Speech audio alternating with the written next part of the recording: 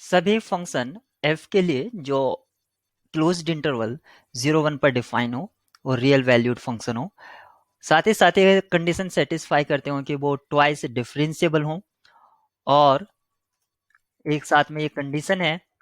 कि उसका first derivative जो है वो ग्रेटर देन 1 है सभी डोमेन पॉइंट के लिए। तो हमें किस कंक्लूजन पर पहुंचना है कि उसका जो डेरिवेटिव होगा, डबल डेरिवेटिव और सेकंड ऑर्डर डेरिवेटिव, हमेशा वो पॉजिटिव होगा, मीन्स नॉन नेगेटिव होगा, ग्रेटर देन इक्वल टू 0 सभी डोमेन के लिए, या एफ एक्स जो है वो हमेशा, इसका मतलब है image of the input is always greater then input, ये भी सभी डोमेन पॉइंट के लिए, या वो इस कंडीशन को सेटिस्फाई करेंगे जहां पर x1 x2 डोमेन से आ रहे हैं और x2 जो है वो x1 से ग्रेटर देन और इक्वल है, या फिर वो इस कंडीशन को सेटिस्फाई करेंगे। तो अगर आप सी और डी में से सी और डी को ध्यान से देखें तो अगर एक ऑप्शन इसमें से ट्रू होगा तो अदर वाला ऑटोमेटिक गलत होगा,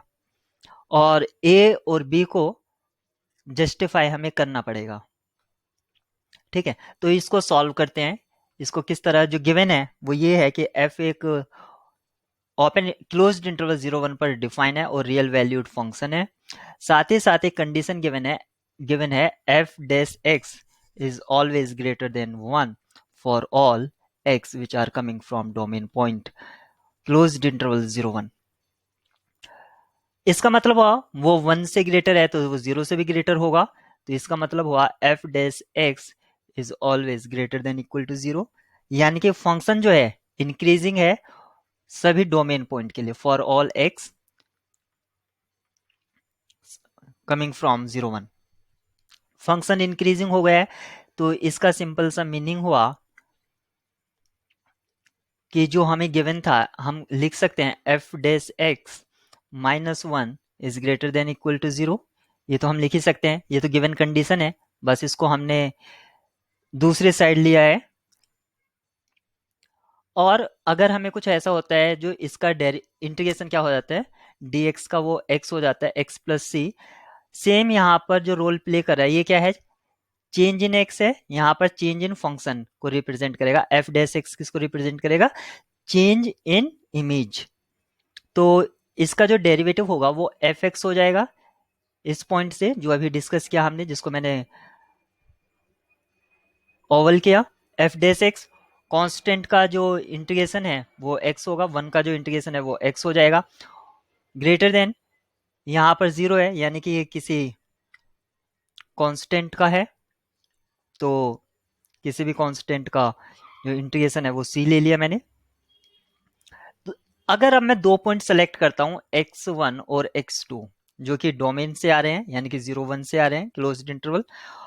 और उनमें एक कंडीशन है कि x2 जो है वो x1 से ग्रेटर है,